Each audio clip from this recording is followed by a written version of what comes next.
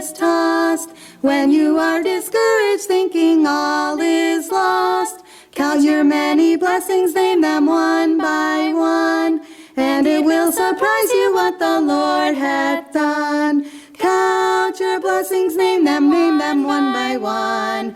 Count your blessings, see what God hath done. Count your blessings, name them one by one. Count your many blessings, see what God hath done. Are you ever burdened with a load of care? Does the cross seem heavy you are called to bear? Count your many blessings, every doubt will fly, and you will be singing, and you will be singing, singing as the days go by.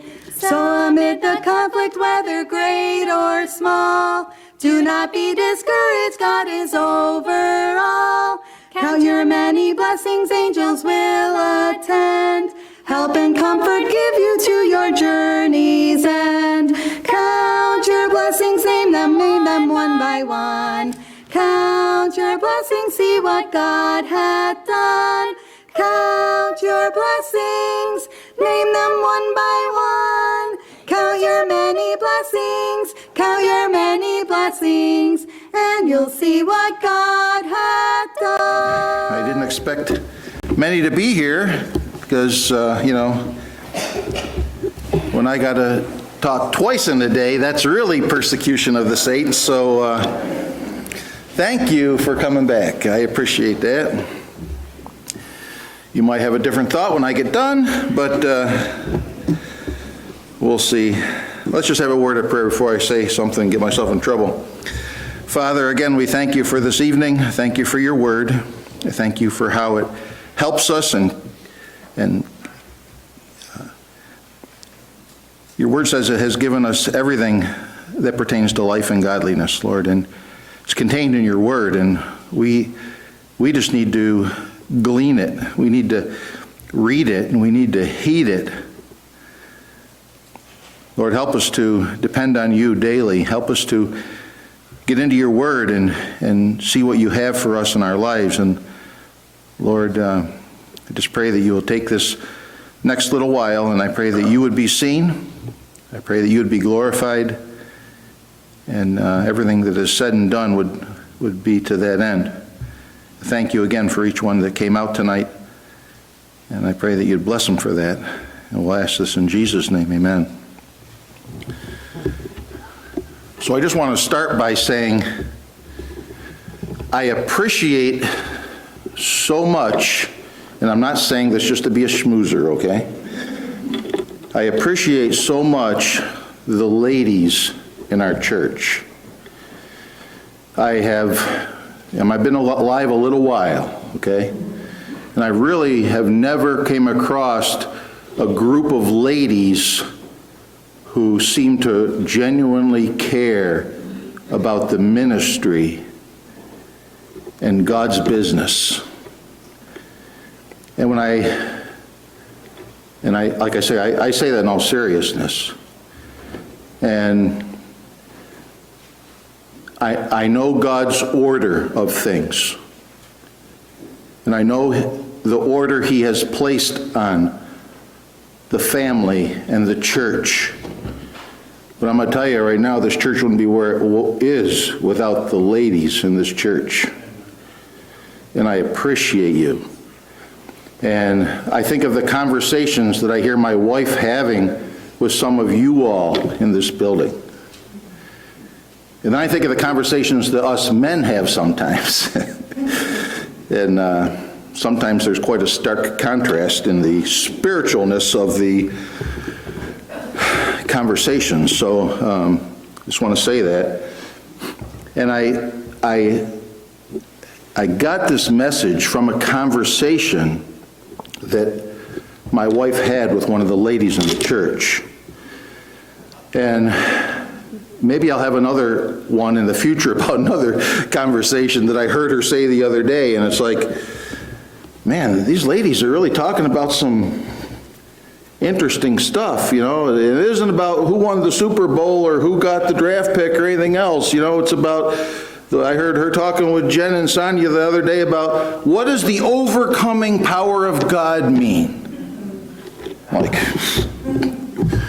wow, wow. That's not what I'm talking about tonight, though. And I just wanted, in my opening statement, and I'm sure you all are probably, you know, most everybody in here is not a novice, okay? And, you know, with pastor leaving and, you know, the church not having an under-shepherd is a dangerous time for a church. So to say we need to ramp it up and to pray and to be careful is an understatement. So pray about that whole situation too. And I look at tonight and what I want to say, not so much as a preaching, but as a family conference. My kids hated family conferences. Like if I said to my kids, especially when they were teenagers, we need to have a family conference. That was like the worst thing. I could have given them a spanking and they would have enjoyed it more than a family conference, okay? And, you know, sometimes these family conferences get uncomfortable. And, you know, it might get a little uncomfortable tonight, so, but we're all family here. This is a family conference. So what I want to talk about, and like I said, I heard my wife talking about this the other day, and it just got me thinking about it, and what I wanted you to think about is our church ministry. And I want to look at the two parables, and one's in Matthew 18 and one's in Luke chapter 15, and it's about the 100 sheep. And one goes off. And I never really thought about them too much, and maybe you didn't either, but maybe after tonight you'll think a little bit deeper into it. And so open up your Bibles to Matthew chapter 17. And for context, because, you know, sometimes we just are superficial in our reading, for context, we're going to start out in Matthew chapter 17, even though our little couple verses we want to really hone in on is in chapter 18. But for context, it's important to what I'm going to tell you. So if you're in Matthew chapter 17, I'm just going to give a little overview, and you can kind of skim down through there as I'm talking about what I'm talking about. And what I want you to notice is, who is the audience? Who is there? Who is Jesus talking to? And think about that. So in Matthew chapter 17, verses 1 through 9, it's talking about the transfiguration. Well, we know who was there. Peter, James, and John. Jesus. And as the song would say, right?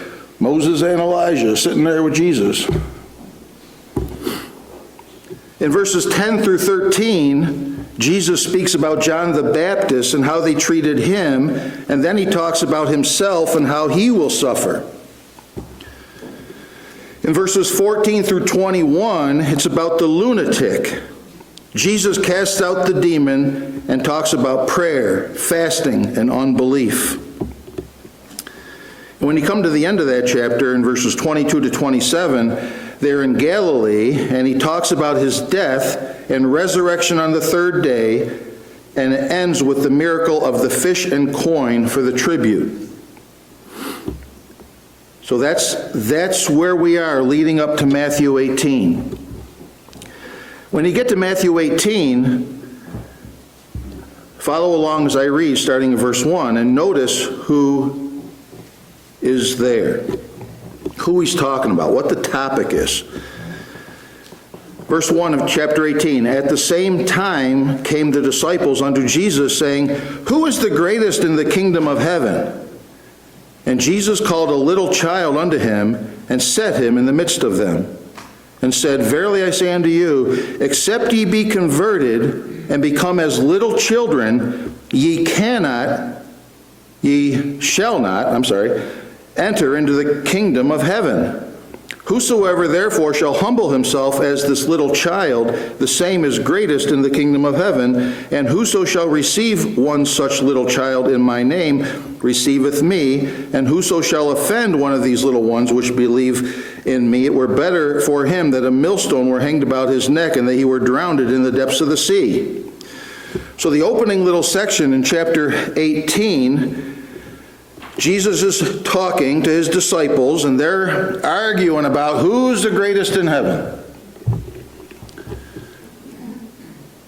He kind of gives them a little humble pie here and says, well, you need to come to God with a humble, childlike faith, and that is what makes you great and have entrance in heaven. He then states, woe to them who offend one of these little ones. You'd be better off dead than to offend one of these little children. Or, might I add, a person with childlike faith, or a babe in Christ. If you're in the children's ministry, you have all of that wrapped up in one little package.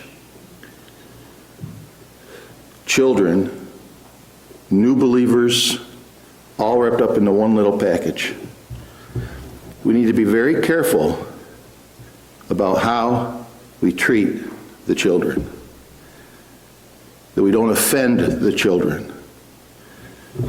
And there could be a child that's 90 years old, but I think really of that youth ministry and how it's all wrapped up into one little package.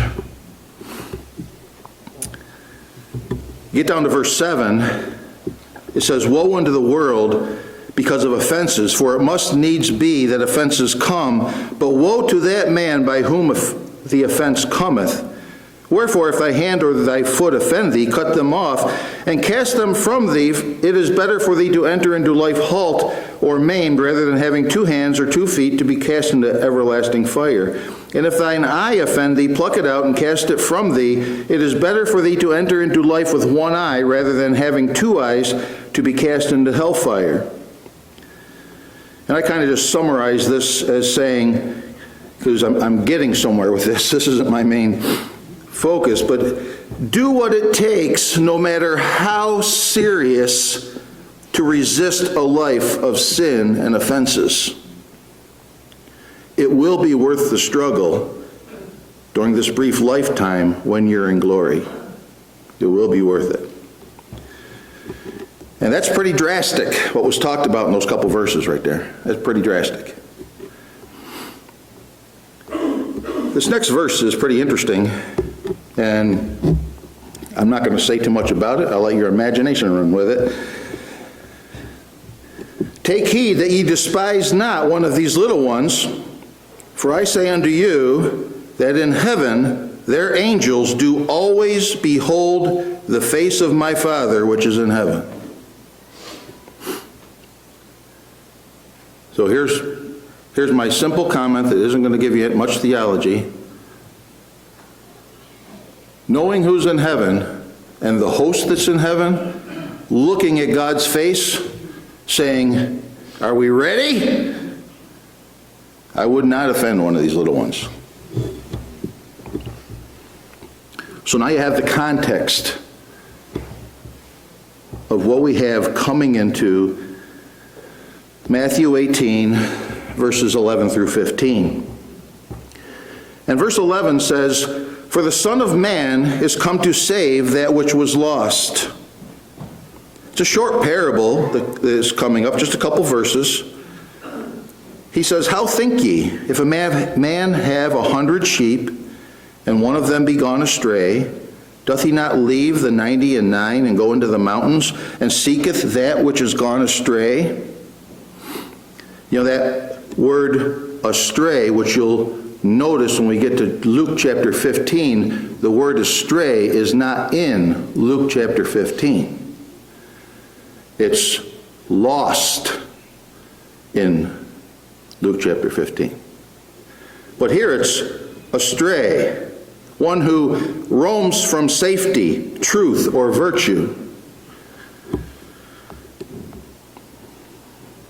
How think ye, if a man have 100 sheep, and one of them be gone astray, doth he not leave the 99, and goeth into the mountain, and seeketh that which is gone astray? Now that word, leave, which is the Greek word 863, is a whole different word than what you'll find in Luke chapter 15. And this word means, when I'm going to leave this group of sheep, I'm going to go out for various reasons, and I'm going to go out maybe crying, forgiving, wanting one to come back. And the whole idea is, this group are Christians. And we got some that have went astray. And if so be, verse 13, that you find it, verily I say unto you, he rejoiceth more of that sheep than of the 99 which went not astray. Even so, it is not the will of your Father which is in heaven that one of these little ones should perish. That word perish is exactly the same word that you see in verse 11, lost. It's the same word. And then, after that little section, he goes right into the section on, moreover, if thy brother shall trespass against thee, go and tell him his fault between thee and him alone. And if he shall hear thee, grant thou hast gained thy brother. And it's all about trespassing and sinning and how to handle them that won't listen. And it ends with forgiveness in verse 35. And he departs to Galilee in chapter 19. So, now you have the context of Matthew chapter 18. Now, flip over to Luke chapter 14. And I'm going to do the same thing with Luke chapter 14, just to bring you into Luke chapter 15 for context. As Luke chapter 14 starts out in verses 1 to 3, Jesus is in a different place. See, a lot of people mistakenly think at a superficial reading of these that it's the same event, just two people's view. You know, the synoptic gospels say a lot of times the same thing in a little different way. This is not the case with this parable.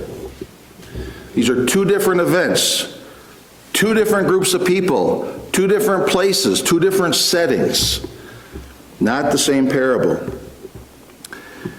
So where is he in Luke chapter 14? Where's Jesus? He's in the Pharisee's house eating. Matthew chapter 17, he was with his disciples. He's at the Mount of Transfiguration. Now he's in a Pharisee's house eating with a Pharisee. Lawyers. It's somewhere around Jerusalem, and I get that from chapter 13, verse 22. There's also a man there that has dropsy. And Jesus heals him on the Sabbath. And then after that, he talks about those that would be invited to the meal in that place, and humility, and how people choose the chief rooms and chief seats. And then he goes into the section, which most all of you would know, about a man that had a great supper and invited many people to this supper. And everything's ready for the supper, and the invitations are going out, and nobody's coming to the supper. So what does the master say? Go out and send out more invitations. Go by the byways and the hedgerows and bring in the people to my supper. I want my house full. I'm paraphrasing all that. There's plenty of room. So the invitation was put out to others, and you might immediately think about the Jews and the Gentiles. The Pharisees, the religious leaders, and how they rejected him, crucified him, didn't believe the message.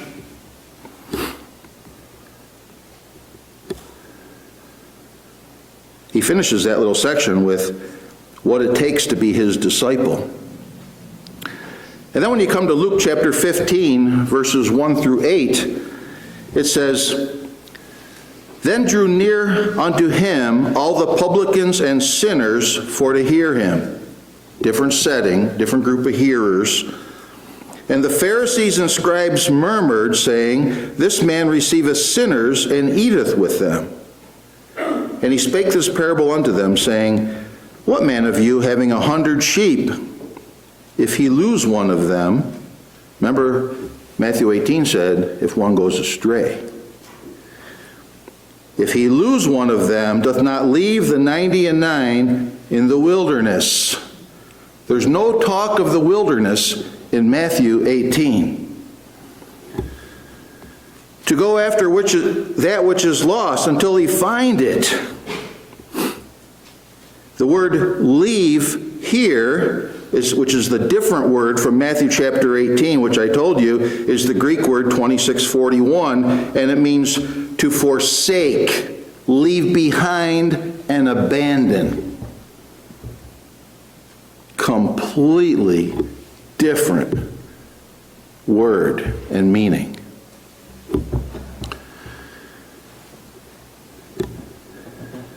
And when he hath found it, he layeth it on his shoulders, rejoicing.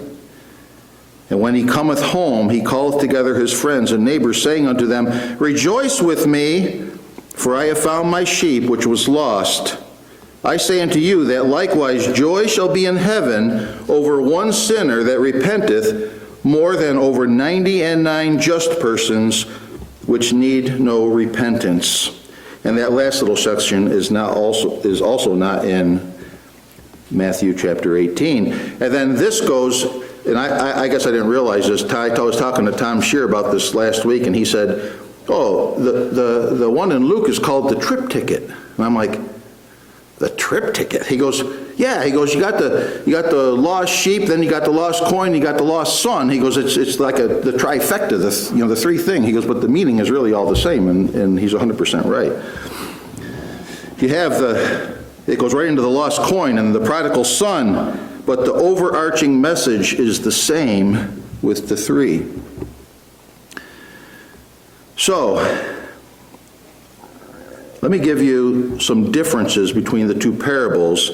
And then what I want to do at the end is try to bring it into, okay, so what? How does it affect us at Shalom Baptist Church and what we do? So in Matthew chapter 18, the audience is the disciples. In Luke chapter 15, the audience is the Pharisees, scribes, sinners, and publicans. In Matthew, he's talking about sheep that have went astray. And the reference to that group would be saved people. In Luke, the sheep are lost. They're not saved. In Matthew, where does he leave the 99? Doesn't say. Where do you think he left the 99? Most likely in the sheepfold, under someone else's watch. I don't know. Jesus told me he'd never leave me or forsake me. The word in Luke is abandon and forsake. If I'm saved, he's never going to leave me or forsake me. When he goes seeking that one that went astray, or we go, with him with us, there's responsible people, an under-shepherd or a youth worker or someone taking watch over these 99. The 99 in Luke chapter 15 are left in the wilderness. The wilderness is not a nice place. And it talks about being abandoned in the wilderness. And that's kind of where the wolves are, and the foxes, and the robbers.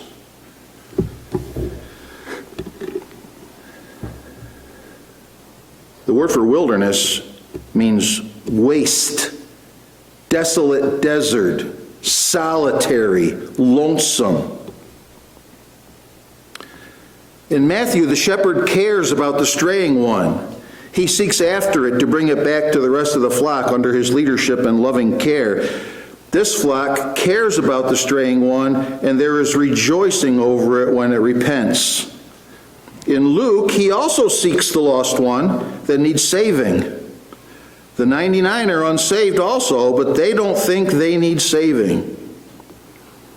But they're in the wilderness, and it's a picture of the religious crowd. They mocked, they turned people away, and they would not listen. So what's the conclusion? Well, the Apostle Paul would say we're a body. We're sheep, yep, but we're also a body. And some of you out there are fingers, and some of you out there are voices, and some of you out there are, different parts of the body.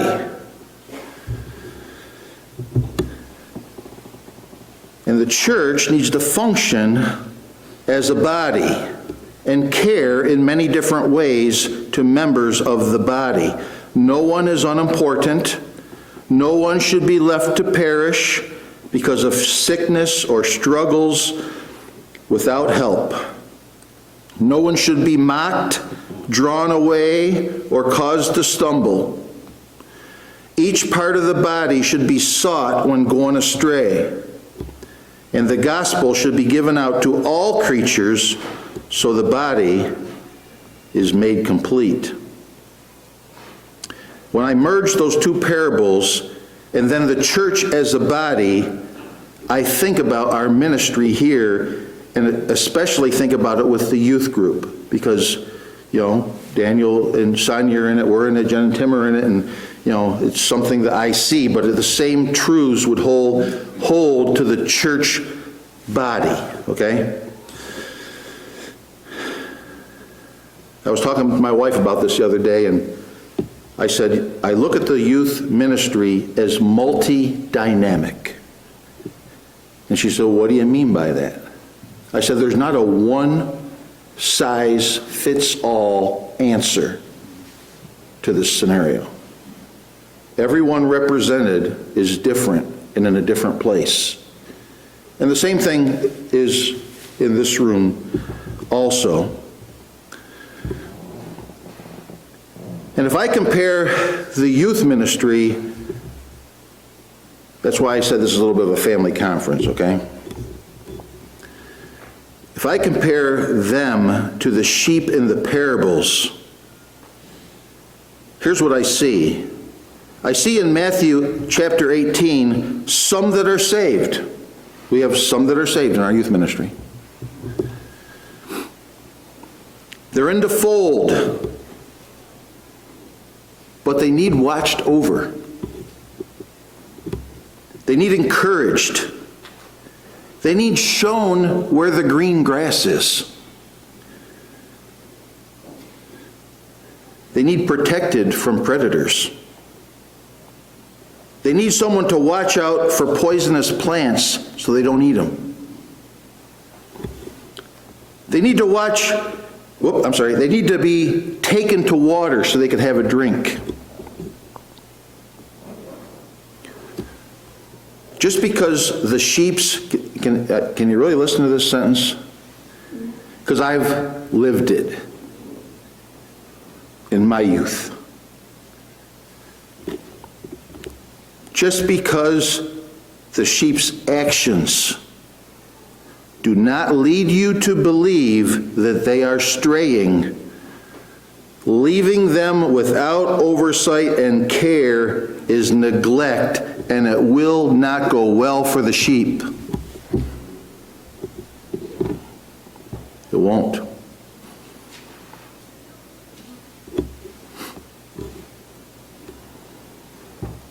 Who's going to shear them? Are they an experienced shearer, or are they going to cut their skin when they're trying to get the wool off? Sheep can't be left unattended. Sheep need care. They need oversight. They need lead.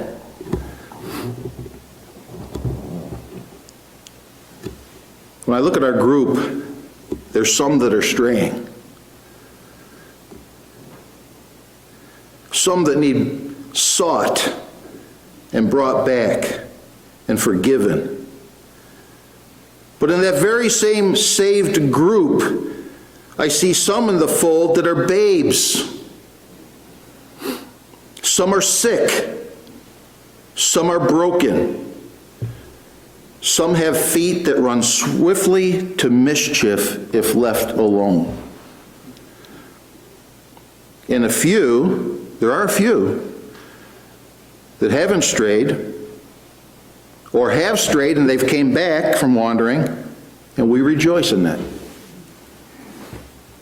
And maybe we don't rejoice enough in that to let them know how glad we are that they haven't strayed or they've come back.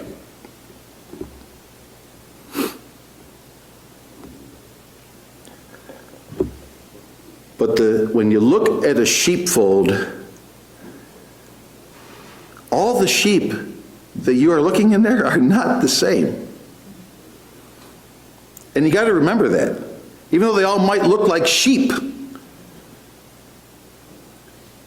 Some are sick, some are undernourished, some's got bad stomachs, some's got bad hooves, some's fill in the blank. And when I go to Luke chapter 15, and I look at our group, or I look at the church, what do I see? I see some that are lost. And they're on the path and road to destruction and misery. Satan is waiting to abuse them and destroy them. And we see them for, what, maybe an hour, a week? They are held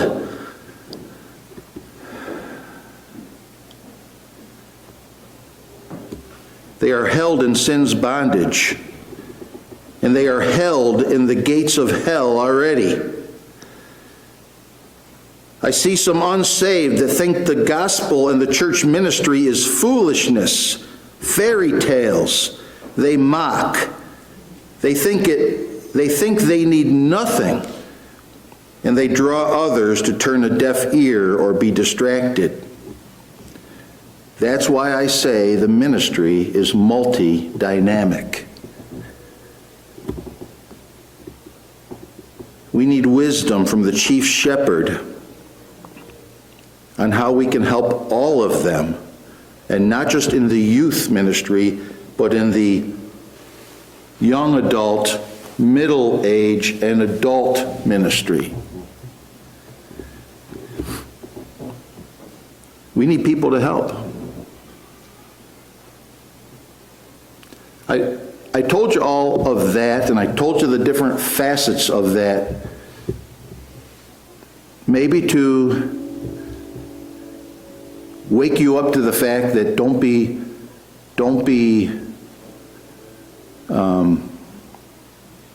duped or careless whenever you see someone that fits the mold.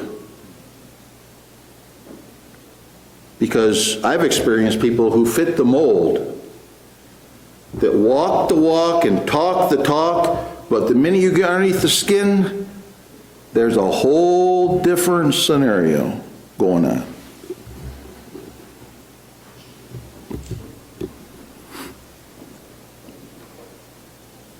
We need wisdom. We need help. We need people to help and be involved. We need people to take on different roles in care. You know, Daniel does a great job with the teens on Wednesday night. He cannot do it all himself. He works a full-time job. He's got a family. And it is a care that is beyond one couple. That's because it's multi-dynamic. You go out and you try to find that straying sheep. Well, who's going to watch the ones here? And while one's watching here, who's going to administer care to the one over here? And unless you can be multifaceted, you're spinning your wheels.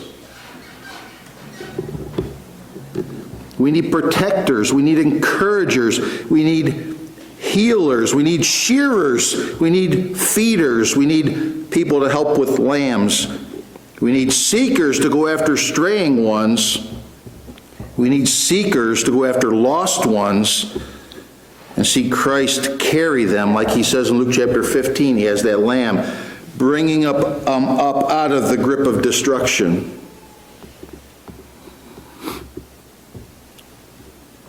So what's God showing you your part is going to be? I told you it'll get uncomfortable. It's about to get uncomfortable. But you know what? Coming and putting in an hour in on Sunday morning is not going to help. We don't need cheerleaders, we need helpers. In all the ministries, and it isn't just the youth ministry, it's the adults and the middle-agers and the young people with young families. Who's going to help? And a lot of you have a lot of life experience. And you've been through a lot of the pitfalls, and you've seen a lot of the things I've talked about. And for you to sit on your hands, or for me to sit on my hands and do nothing, is not acceptable.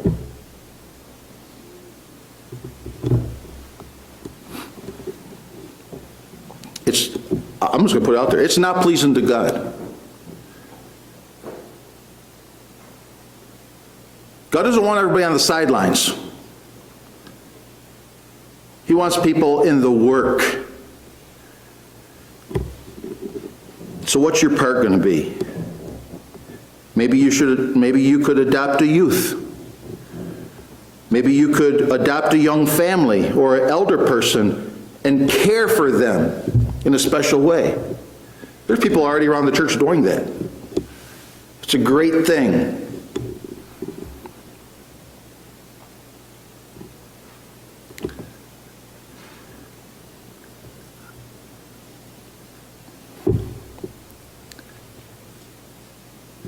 The only reason, other than the grace of God, that I am where I am right now is because a man unrelated to me took me under his wing when I was young and impressionable and cared for me like a father. It's it. It made the difference in my life. Saved me.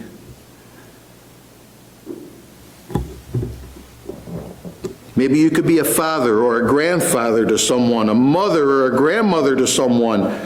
You've been so blessed. Like the song says, God's been good to you. What are you going to do with it? What am I going to do with it? Leave it to my kids to fight over?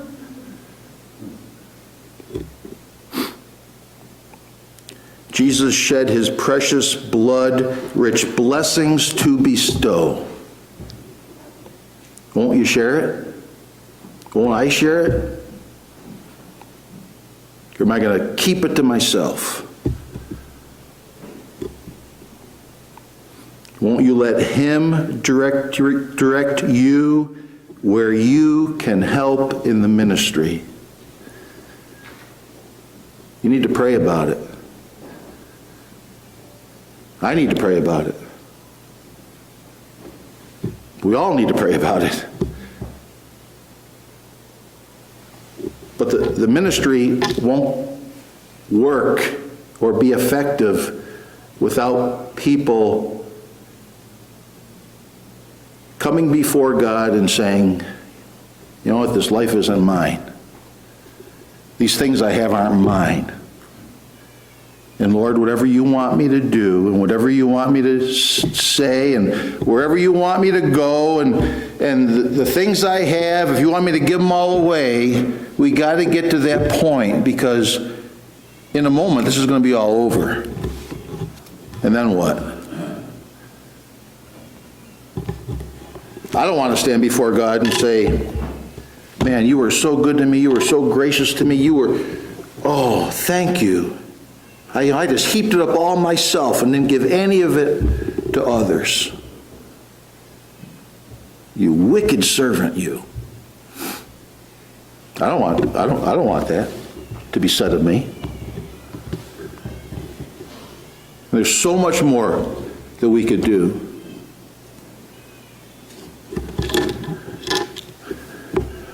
That's my family talk. You need to pray about what your part will be in our family. Let's pray. Father, again, we thank you for this day. Thank you for the truth of your word.